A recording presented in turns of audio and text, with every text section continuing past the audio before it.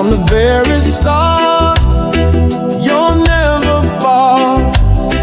In my darkest night, you bring the light, healing all my wounds, making all things right. Oh God, you search me. Jadi itu adalah gereja di atas bukit ya, disebut sebagai Bukit Sabda Bahagia. Jadi kenapa ditentukan tempatnya di situ? Jadi ketika Fransiskan, sekali lagi ya, dari Vatikan ya, tim arkeologi dari Roma, dari Vatikan menelusuri bukit-bukit di Tiberias, mereka temukan di bukit ujung ini. Kalau orang bicara dari atas itu sampai ke tepi danau itu, kalau lagi ada angin ya, itu bisa dengar Bapak tuh. Jadi nggak perlu pakai mikrofon, nggak perlu pakai speaker ya, itu semua orang bisa dengar. Karena itu kemudian diyakini ketika Yesus didekati orang-orang, dan kemudian Yesus kan naik ke atas bukit ya, dan memberikan pengajarannya tentang kunci kebahagiaan itu adalah berada di bukit ini. Kemudian didirikan di sini gereja ya. Jadi bahasa Ibrani-nya Har HaOsher, artinya adalah bukit bahagia. Bahasa Latinnya Mount Beatitudes. Mount Beatitudes ya. Kalau Bapak Ibu lihat pilgrim ya, dalam bahasa Inggris itu Mount Beatitudes. Belakangan lihat yang ada kubah warna hijau ya. Oke, nanti masuk ke dalam, Bapak Ibu ikut saya, kita langsung menuju ke kapelnya. Semoga hanya grup kita, jadi kita bisa ibadahnya dalam kapel. Kalau ternyata ada grup lain ya, berarti Bapak Ibu foto-foto dalam kapel, kemudian kita cari tempat di taman ya untuk ibadah penutup kita. Nah, nanti Bapak Ibu waktu masuk kapel perhatikan atapnya dari dalam ya, itu ada segi 8 Bapak Ibu ya. Jadi itu adalah menandakan dulu Yesus memberikan kata bahagia ya. Shreno itu 8 kali dalam firman-Nya.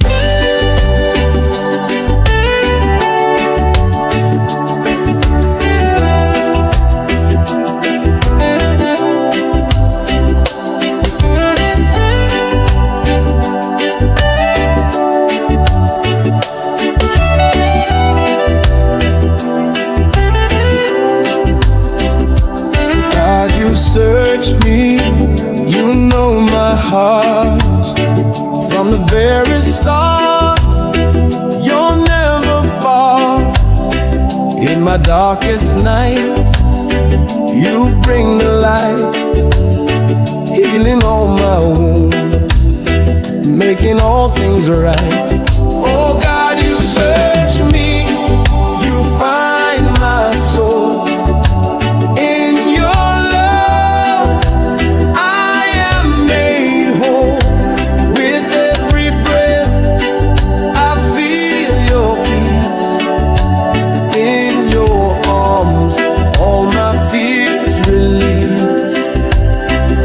I'm lost and weak, you hold my hand, you lift me up, help me stand. Your grace flows deep, a river wide. In your presence I will hide. Oh God, you search me, you find my soul.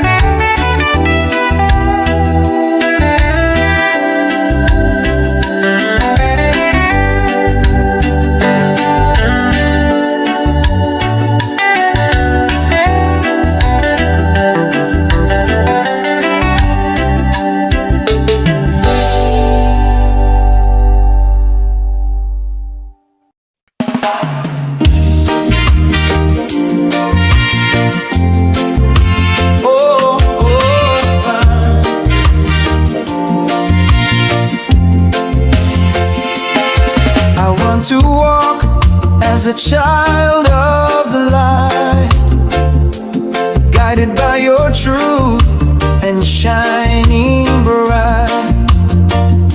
In every step, your love I'll show, leading others where your rivers flow. Walking in light, no fear, no shame, living each day to praise your name. With open hearts, we'll shine your way. Khotbah di Bukit. Ucapan bahagia. Injil Matius pasal 5 ayat 1 sampai dengan ke-12. Ketika Yesus melihat orang banyak itu, naiklah ia ke atas bukit, dan setelah ia duduk, datanglah murid-muridnya kepadanya. Maka Yesus pun mulai berbicara dan mengajar mereka, katanya, "Berbahagialah orang yang miskin di hadapan Allah, karena merekalah yang empunya kerajaan sorga. Berbahagialah orang yang berduka cita, karena mereka akan dihibur. Berbahagialah orang yang lemah lembut, karena mereka akan memiliki bumi. Berbahagialah orang yang lapar dan haus akan kebenaran, karena mereka akan dipuaskan. Berbahagialah orang yang murah hatinya, karena mereka akan beroleh kemurahan.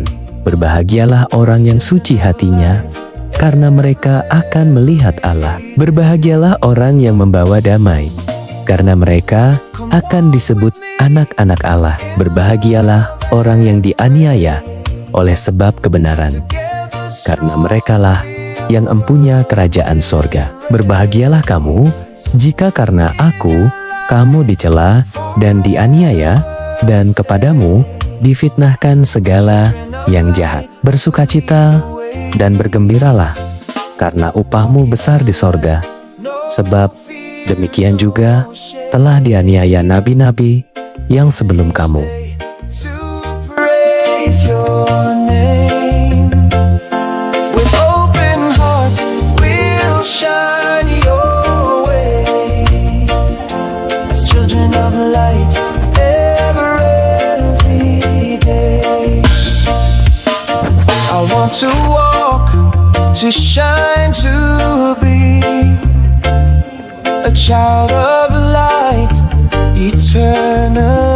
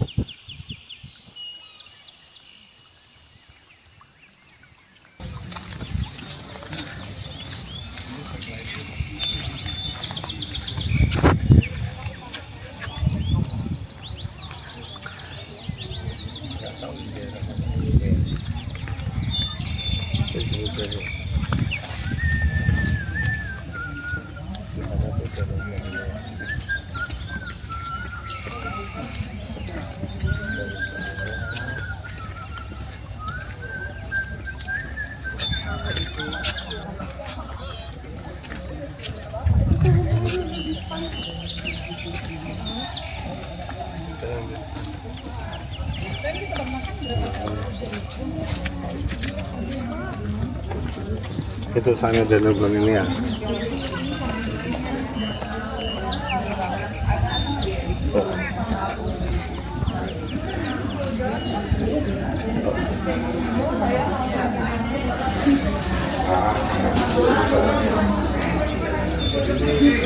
Di atas danaunya. Itu juga ada rombongan yang lain.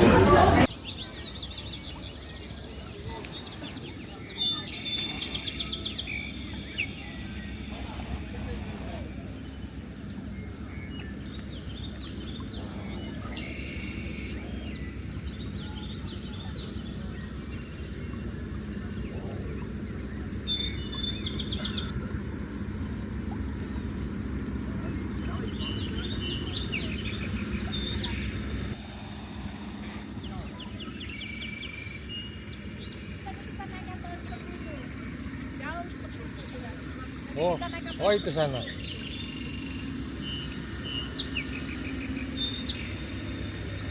Halo, God bless.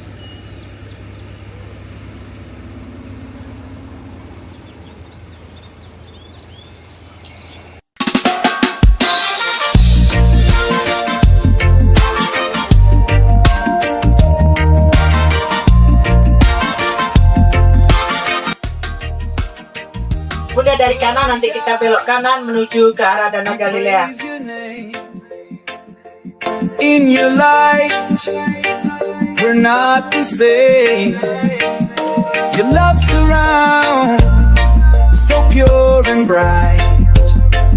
You lead us through the darkest night. Kan udah ampun ya.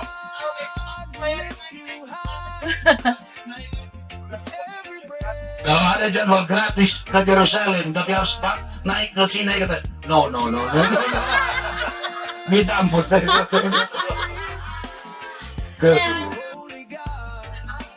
Oke Bu, ada lagi kira-kira Bu?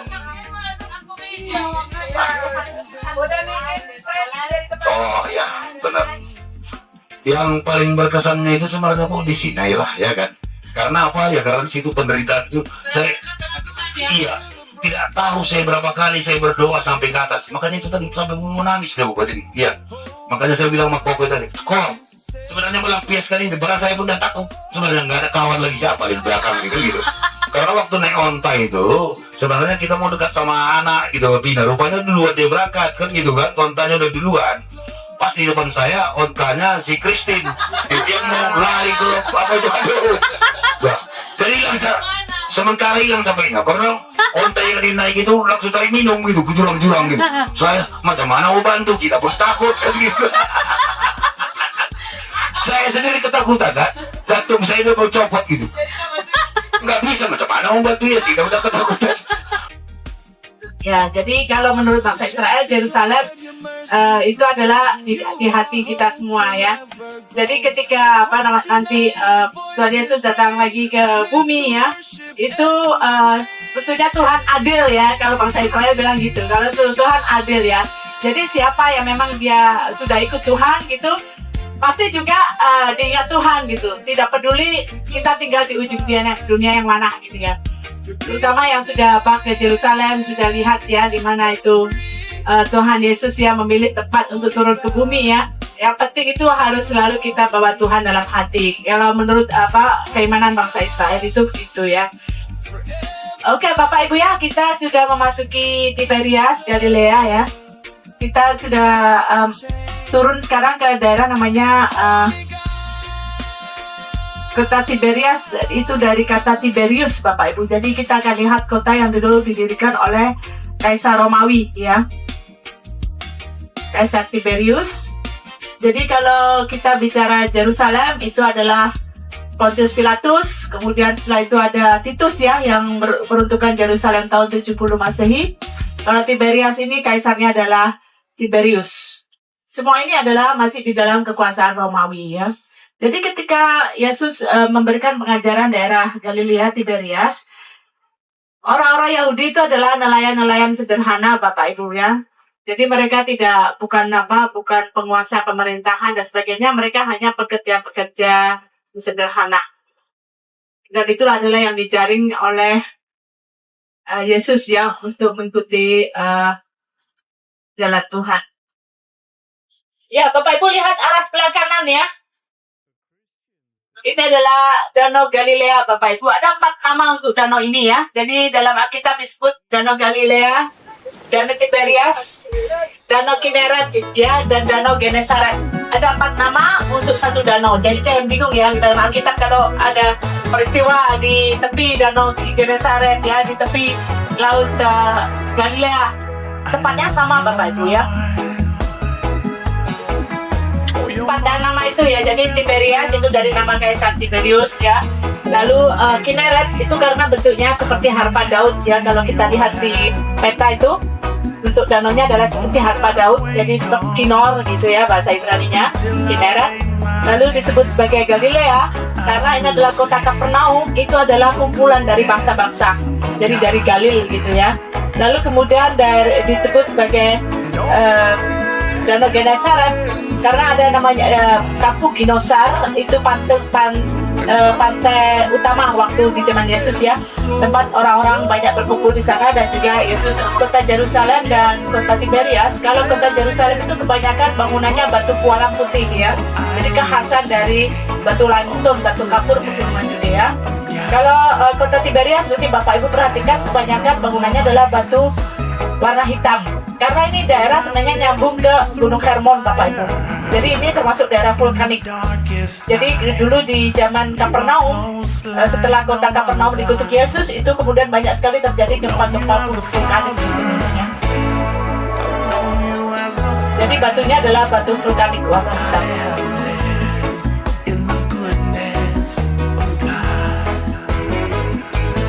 Acara pertama kita akan naik kapal ya, mengarungi Danau Galilea yang dibawa ringan-ringan saja. Kita turun dari bis, nanti kita mesti jalan ke pelabuhan. So good with every breath that I am able to sing. I will sing of the goodness of God.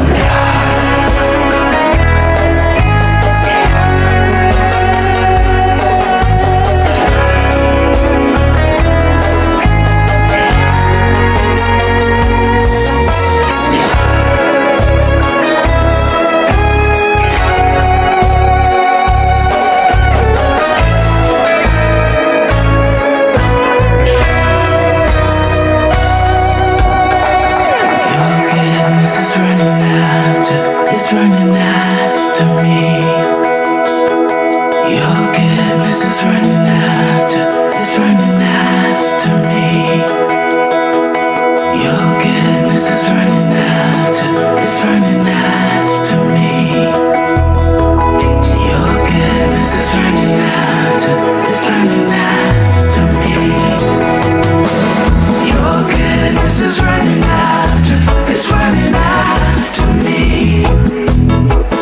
Your goodness is running after, it's running after me. With my life laid down, I'm surrendered now. I give you everything. 'Cause your goodness is running after, it's running after me.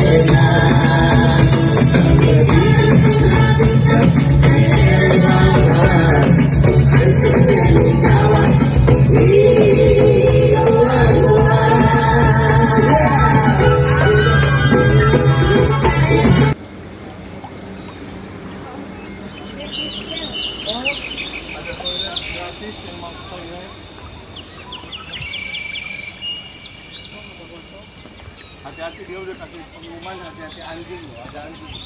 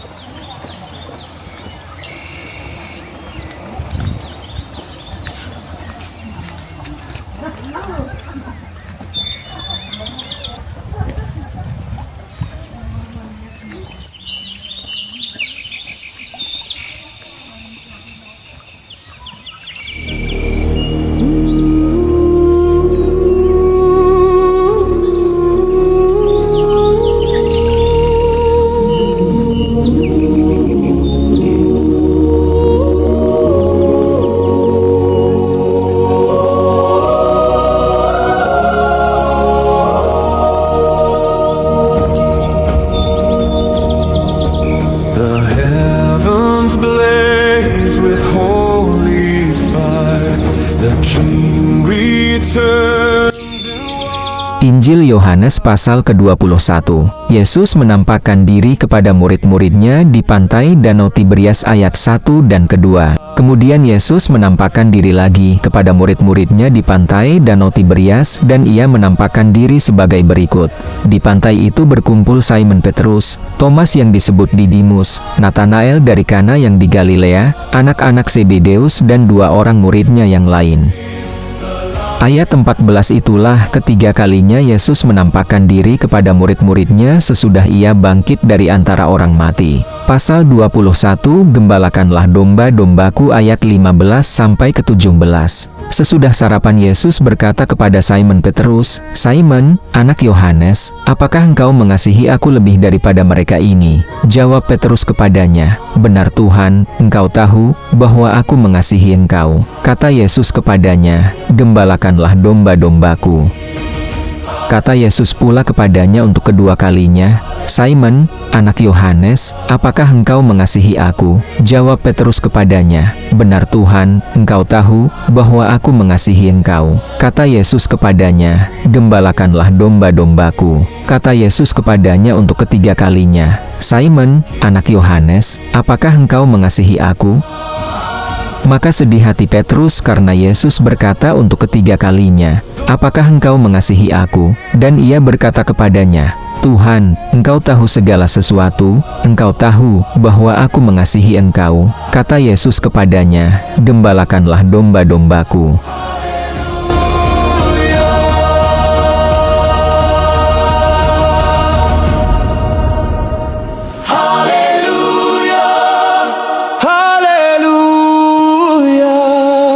Christ the Lord forever reigns. Light has come, the war is done. Hallelujah, glory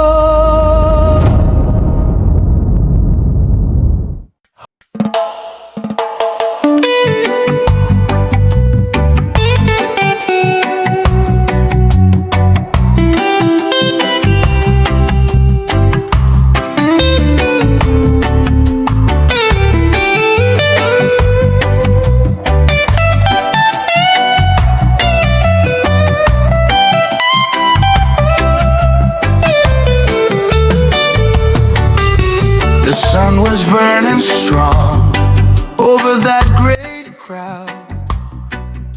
Injil Yohanes pasal 6 Yesus memberi makan 5.000 orang ayat 1-15. Sesudah itu Yesus berangkat ke seberang Danau Galilea, yaitu Danau Tiberias. Orang banyak berbondong-bondong mengikuti dia, karena mereka melihat mujizat-mujizat penyembuhan yang diadakannya terhadap orang-orang sakit. Dan Yesus naik ke atas gunung dan duduk di situ dengan murid-muridnya. Dan Paskah, hari raya orang Yahudi, sudah dekat. Ketika Yesus memandang sekelilingnya dan melihat bahwa orang banyak berbondong-bondong datang kepadanya, berkatalah ia kepada Filipus, "Di manakah kita akan membeli roti, supaya mereka ini dapat makan?" Hal itu dikatakannya untuk mencobai dia, sebab ia sendiri tahu apa yang hendak dilakukannya. Jawab Filipus kepadanya, "Roti seharga 200 dinar tidak akan cukup untuk mereka ini, sekalipun masing-masing mendapat sepotong kecil saja." Seorang dari murid-muridnya, yaitu Andreas, saudara Simon Petrus, berkata kepadanya, "Di sini ada seorang anak yang mempunyai 5 roti jelai dan 2 ikan. Tetapi apakah artinya itu untuk orang sebanyak ini?" Kata Yesus, "Suruhlah orang-orang itu duduk." Adapun di tempat itu banyak rumput. Maka duduklah orang-orang itu, kira-kira 5.000 laki-laki banyaknya. Lalu Yesus mengambil roti itu, mengucap syukur dan membagi-bagikannya kepada mereka yang duduk di situ. Demikian juga dibuatnya dengan ikan-ikan itu, sebanyak yang mereka kehendaki. Dan setelah mereka kenyang, ia berkata kepada murid-muridnya, "Kumpulkanlah potongan-potongan yang lebih supaya tidak ada yang terbuang." Maka mereka pun mengumpulkannya, dan mengisi 12 bakul penuh dengan potongan-potongan dari kelima roti jelai yang lebih setelah orang makan.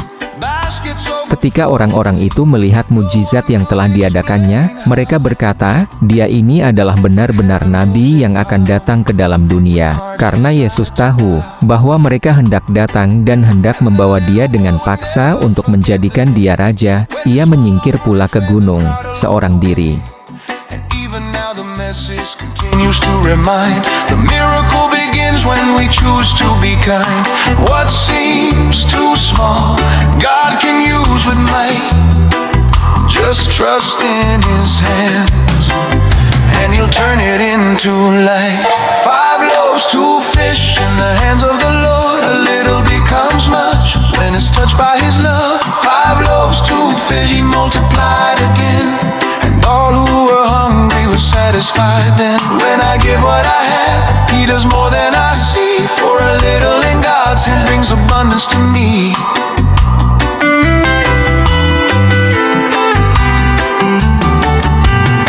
When strength is lacking, He comes to provide. When the bread is little, He brings more to my side. When the heart surrenders, heaven starts to move.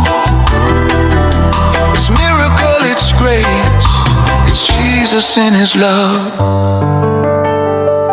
Today I am the boy with only what I've saved, but I give my little to the God who always gave. And in life I've learned, walking in His light, that God's great abundance begins in what seems slight. And the whole world still needs this truth so bright, the love that feeds the soul and comes from Christ. 5 loaves and 2 fish continue to proclaim, who shares what they have will never lack again.